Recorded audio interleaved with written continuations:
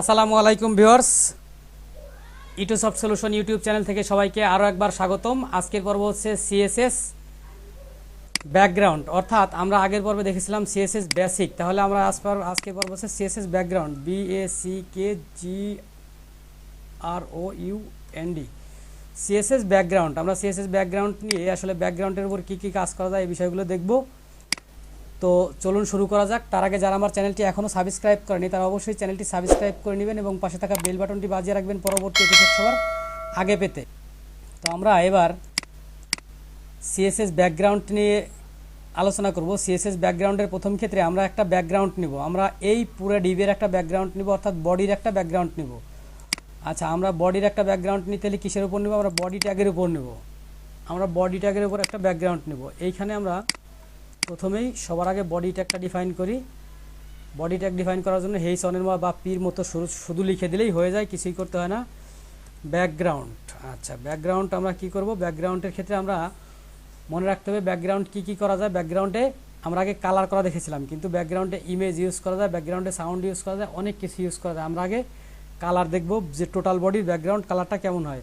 আচ্ছা, ব্যাকগ্রাউন্ড কালারটা আমরা হোয়াইট করে দিলাম, যে টোটাল বডিটার ব্যাকগ্রাউন্ড কালার হবে হোয়াইট, আমরা এটাকে হোয়াইট করে দিলাম। এবং হোয়াইট অলরেডি আছে এই জন্য বুঝতে পারতেছি না, তার মানে হচ্ছে এইখানে আমরা একটা জিনিস করি যে মার্জিন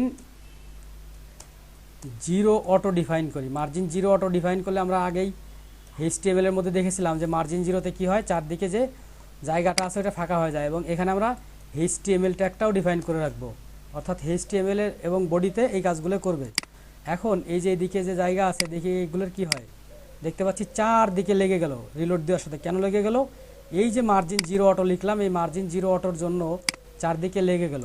এরপরে আমরা এটার ব্যাকগ্রাউন্ড কালার সাদা না দিয়ে এটাকে আমরা একটু ভিন্ন কালার দিই, CCC, এটা একটা কালার কোড, এটা আমরা ইউজ করলাম। ইউজ করার পর একটু রিলোড করি, দেখতে পাচ্ছি CCCর যে কালার সেই কালারটা হয়ে গেছে। এখন আমাদের কাজ হবে মূলত ব্যাকগ্রাউন্ডে ইমেজ ইউজ করা। ইমেজ ইউজ করার ক্ষেত্রে আমরা আগে একটা ডিপ নেই এবং সেই ডিপের মধ্যে সব কিছু নিয়ে নেই। আমরা একটা ডিপ নিচ্ছি আগে,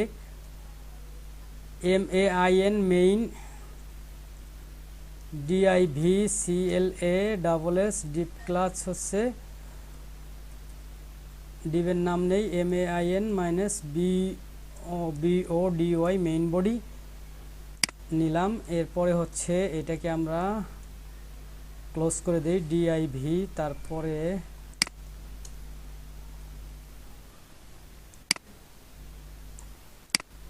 এটাকে আমরা ক্লোজ করব সব শেষে, অর্থাৎ আমরা সব কিছু এটার মধ্যে রাখতে চেয়েছি। এইবার এই ডিবের উপর মেইন বডির ভিতরে আমাদের সব কিছু আছে, মেইন বডি নামে ডিপ নিয়েছি, তার ভিতরে সব কিছু আছে। তাহলে এবার মেইন বডির ভিতরে আমরা বা মেইন বডি ক্লাসে আমরা বিভিন্ন জিনিস লিখবো। আচ্ছা, মেইন বডি ক্লাসে আমরা কি লিখবো?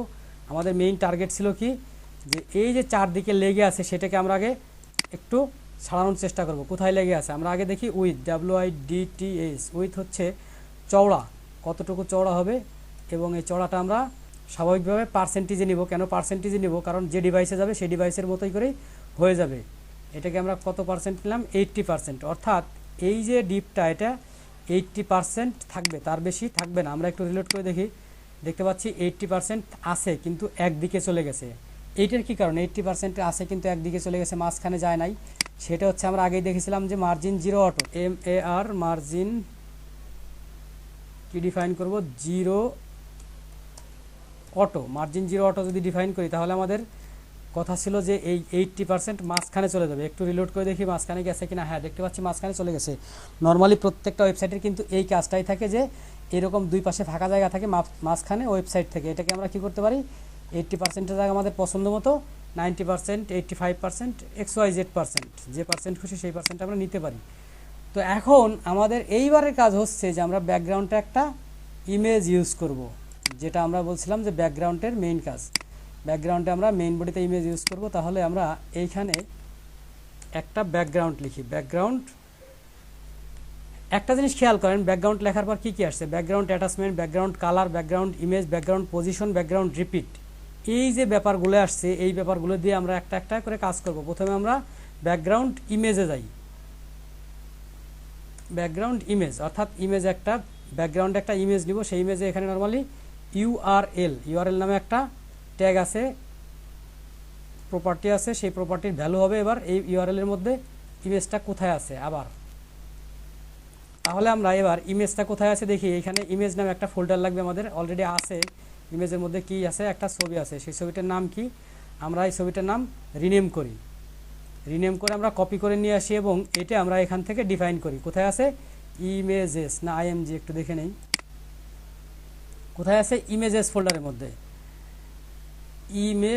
ইমেজেস নামে একটা ফোল্ডার আছে এবং সেই ফোল্ডারের মধ্যে এই নামে ইমেজটা আছে। তাহলে আমরা এবার এটাকে ক্লোজ করি, দেখি যে ব্যাকগ্রাউন্ডে এই যে ইমেজেস নামে ফোল্ডার আছে, ফোল্ডারের মধ্যে যে ইমেজ আছে এই ইমেজটা আসছে কিনা। একটু রিলোড করি, আমরা দেখি আসে কিনা। আচ্ছা, দেখতে পাচ্ছি আমরা এই ইমেজটা চলে আসছে, কিন্তু ইমেজটা কি সুন্দরভাবে আসে নাই বা সম্পূর্ণ ইমেজটা আসে নাই, জাস্ট শুধু নির্দিষ্ট এরিয়াটা আসছে। এখন আমরা এই যে ইমেজটা আসছে, পুরো ইমেজটা আসে নাই বা কি কি আনতে হবে এই বিষয়গুলোর উপর আর একটু দেখব। সেটা হচ্ছে কি, তো যাই হোক, ব্যাকগ্রাউন্ড ইমেজে যেহেতু এই ইমেজটা চলে আসলো, সেই ক্ষেত্রে আমরা একটু টেকনিক দেখব। সেটা যদি আমরা এইখানে ব্যাকগ্রাউন্ড ইমেজ না লিখে শুধু ব্যাকগ্রাউন্ড কথাটা লিখে তারপরে প্রপার্টির ভ্যালু ডিফাইন করি, শুধু ব্যাকগ্রাউন্ড প্রপার্টির ভ্যালু যদি এই একই জিনিস ডিফাইন করি তাহলে কি ঠিক থাকে কিনা একটু রিলোড করে দেখি। আচ্ছা, দেখতে পাচ্ছি ঠিক আছে। অর্থাৎ কি, এই ব্যাকগ্রাউন্ড প্রপার্টির ভ্যালু দেওয়া যাবে, আবার ব্যাকগ্রাউন্ড ইমেজ প্রপার্টির ভ্যালু দেওয়া যাবে। তো এইখানে এই ভ্যালুটার ক্ষেত্রে আমরা একটা জিনিস দিব, নো রিপিট। এরপর আমরা ব্যাকগ্রাউন্ড রিপিট নামে একটা ট্যাগ নিব, প্রপার্টি নিব এবং সেই প্রপার্টি ভ্যালু নিব হচ্ছে নো রিপিট, অর্থাৎ ব্যাকগ্রাউন্ডটা রিপিট হবে না। নো রিপিট নামে আমরা ভ্যালু নেব। এবার ব্যাকগ্রাউন্ডটা দেখি রিপিট হয়েছে কিনা। রিপিট তো আগেই হয় নাই, ব্যাকগ্রাউন্ডটা রিপিট হয় না। আমরা যদি এবার রিপিট করি, নো রিপিট, এই যে নো রিপিট করার ফলে কি হয়েছে, আমরা এই যে এইখানের পরেও যে এই এরিয়া ছিল, এই এরিয়ায় কি এই ব্যাকগ্রাউন্ডটা রিপিট হয়ে গেছিলো, অটোমেটিক রিপিট হয়ে গেছিলো। এবার যখন আমরা নো রিপিট দিলাম তখন একবারই আসলো। এবার নো রিপিট দেওয়ার পরে এটাকে আমরা আবার যদি আমরা নো রিপিট না দিয়ে রিপিট এক্স রিপিট ওয়াই দিতাম তাহলে কি হতো, আমরা আগে রিপিট এক্স দিয়ে দেখি যে আসলে এক্সে কি হয় আর ওয়াই কি হয়। রিপিট এক্স হচ্ছে এই দিকে রিপিট হবে, তো আমরা একটু রিলোড করে দেখি এইদিকে রিপিট হয়েছে কিনা। হ্যাঁ, দেখতে পাচ্ছি ইমেজের পরে আরও একটা ইমেজ চলে আসছে।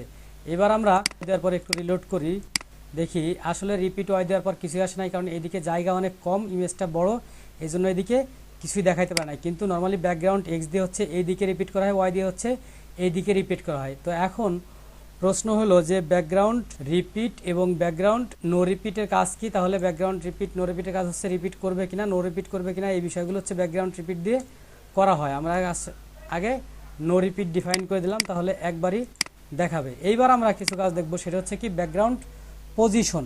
ব্যাকগ্রাউন্ড পজিশনে কি কি পজিশন আছে, ব্যাকগ্রাউন্ড পজিশনে আছে কি, আমরা চিন্তা করি টপ রাইট। আচ্ছা, ব্যাকগ্রাউন্ড পজিশনে টপ আর রাইট চিন্তা করলে কি হবে একটু দেখি যে টপ রাইটটা আসলে কি বোঝানো হয়েছে। আমরা একটু রিলোড দিয়ে দেখি, দেখতে পাচ্ছি যে ডান দিকে এবং উপরের দিকে, আমরা যেটা বলছিলাম প্রথমে বলছিলাম যে টপ, তারপরে বলছিলাম রাইট, অর্থাৎ উপরে থাকবে এবং ডান দিকে মিলে থাকবে। এটা হচ্ছে ব্যাকগ্রাউন্ড পজিশনের অবস্থান, অর্থাৎ আপনার ইমেজটা কোথায় থাকবে। এটা যদি আমি টপ না দিয়ে সেন্টার দেই তাহলে কি হবে, সেন্টার রাইটে থাকবে। একটু দেখি, ইমেজের যে সেন্টার সেই সেন্টারটা রাইট দিকে আছে। এখন আমি যদি শুধু সেন্টার দেই, এই রাইটটা ডিলিট করে দেই, তাহলে একটু রিলোড করে দেখি যে কি হয়। আমরা দেখতে পাচ্ছি যে সেন্টারে চলে আসছে, অর্থাৎ ইমেজের যে সেন্টার পয়েন্টটা সেই পয়েন্টটা আমরা দেখতে পাচ্ছি। তাহলে কি ব্যাকগ্রাউন্ড পজিশন দিয়ে মূলত হচ্ছে ব্যাকগ্রাউন্ডের অবস্থান নির্ণয় করা হয়, যে ব্যাকগ্রাউন্ডটা কোন দিক থেকে থাকবে, কোথায় থেকে থাকবে, কই যাবে। আমরা একটু চিন্তা করি যে একটা ছোট ছবি নেই, যদি একটা ছোট ছবি নেই তাহলে বিষয়টা আমাদের ক্লিয়ার করতে ইজি হবে। আমরা এই লোগোটা ইউজ করি, লোগোটা ইউজ করলে আমাদের কি হয় একটু দেখি। সিএসএস ফাইলের মধ্যে ইমেজেসের মধ্যে লোগোটা রাখলাম এবং এই লোগোটার নামটা আমরা কপি করে নিয়ে আসি। কপি করে নিয়ে এটাকে আমরা যদি কল করি, এইখানে ইমেজেসের মধ্যে এই নামে যে ফোল্ডার ফাইলটা আছে সেই ফাইলটা আসবে। এবার লক্ষ্য করুন যে কি কি হচ্ছে, এইটু রিলোড দেই। এবার দেখতে পাচ্ছি যে ছবিটা ছোট এবং মাঝখানে চলে আসছে। যদি আমি এই যে এখানে নো রিপিট দিয়েছিলাম, এই নো রিপিটটাকে যদি আমি কমেন্ট করে দিই, সিএসএসে কমেন্ট করা হয় কি দিয়ে, স্ল্যাশ স্টার স্টার স্ল্যাশ, এটা দিয়ে হচ্ছে কমেন্ট করা হয়। অর্থাৎ এইটুকুর ভিতর যা কিছু থাকবে এই ব্রাউজার সেই জিনিসটা পড়বে না। তার মানে এখন হচ্ছে ব্যাকগ্রাউন্ড রিপিটটা আমি অফ করে দিলাম এবং ব্যাকগ্রাউন্ড পজিশন আমি লেফট টপ ডিফাইন করে দিলাম এবং বাম দিকে সবার উপরে থাকবে। একটু রিলোড করে দেখি যে কি হয়। দেখতে পাচ্ছি যে বাম দিকে সবার উপর থেকে অনেকগুলো ছবি চলে আসছে, অর্থাৎ আমি যে রিপিটটা তুলে দিয়েছিলাম যার কারণে এটা রিপিট হয়ে গেছে। রিপিট তুলে দেওয়ার কারণে কি ও অটোমেটিক একটার পর একটা যতগুলো জায়গা আছে নিয়ে নিছে। তো এইগুলো হচ্ছে ছোট ছবি দিয়ে দেখানোর জন্য যে পজিশন দিয়ে আসলে কি করা হয়। তারপরে আমরা একটা চিন্তা করি কি, ব্যাকগ্রাউন্ড সাইজ নামে একটা ট্যাগ আছে, SIZE, ব্যাকগ্রাউন্ড সাইজ। ব্যাকগ্রাউন্ড সাইজটা দিয়ে আমরা কি করব, COVER, যদি কভার লিখে থাকি তাহলে কি আসে, ব্যাকগ্রাউন্ড সাইজ কভার লিখলে কি আসবে, একটু রিলোড করে দেখি। আমরা দেখতে পাচ্ছি যে এই ছবিটা ফেটে নষ্ট হয়ে গেছে, অর্থাৎ কারণ কি, এই যে ছবিটা ছিল এই ছোট ছবিটাই কভার, মানে সম্পূর্ণ জায়গাটা কভার করে নিয়েছে। ব্যাকগ্রাউন্ড সাইজ দিয়ে হচ্ছে কভার করা হয়, অটো করা হয়, ইত্যাদি ইত্যাদি। এখানে ক্যানভাস বেশ কিছু আছে, ব্যাকগ্রাউন্ড সাইজ, স্ক্রোল আছে, কভার আছে, ক্যানভাস আছে, এগুলো আমরা স্টেপ বাই স্টেপ দেখে নিব। এরপরে হচ্ছে কি, ব্যাকগ্রাউন্ড অ্যাটাচমেন্ট নামে আমরা একটা ট্যাগ দেখতে পাচ্ছি বারবার আসছে। ব্যাকগ্রাউন্ড অ্যাটাচমেন্টটা আসলে কি, ব্যাকগ্রাউন্ড অ্যাটাচমেন্টের কাজ হচ্ছে, অ্যাটাচমেন্টটা কি ফিক্সড হবে না স্ক্রোল হবে, এই জিনিসটা বোঝানোর জন্য একটু রিলোড করে দেখি যে কি হয়েছে। দেখতে পাচ্ছি যে একটু চেঞ্জ হয়েছে, অর্থাৎ এখানে ফিক্সড যখন দিয়েছি ফিক্সড হয়ে গেছে। তাহলে এবার যদি স্ক্রোল দিই, স্ক্রোল দিলে কি হবে, একটু রিলোড করে দেখে আসি আমরা, আবার স্ক্রোল হয়ে গেছে।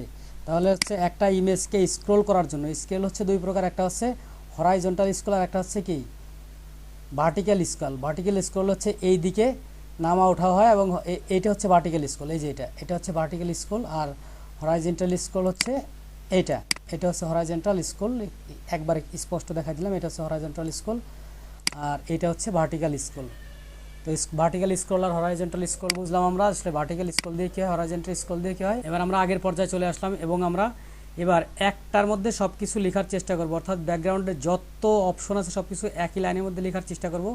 আগে দেখি আমরা ইমেজটাকে আগে নো রিপিট করি, ইমেজটাকে আমরা আগে নো রিপিট করব। নো রিপিট করলাম, রিপিট হবে না। তারপরে কোন দিক থেকে হবে, লেফট টপ। এবার আমরা একটু সেভ দিয়ে রিলোড করে দেখি যে বামে প্রথমে থাকবে উপরে এবং রিপিট হবে না, এখনও রিপিট আছে। আমরা একটু রিলোড করে দেখি, দেখতে পাচ্ছি রিপিট হয় নাই, বামে সবার উপরে আসছে, অর্থাৎ ওয়েবসাইটের লোগো ঠিক এরকমভাবে লোগো দেখানোর জন্য কি হয়, এইভাবে আনা হয় যে এটা এই জায়গা থাকবে, নির্দিষ্ট জায়গায় থাকবে। এবার কি বলছিলাম যে রিপিট হবে না, লেফটে টপে থাকবে।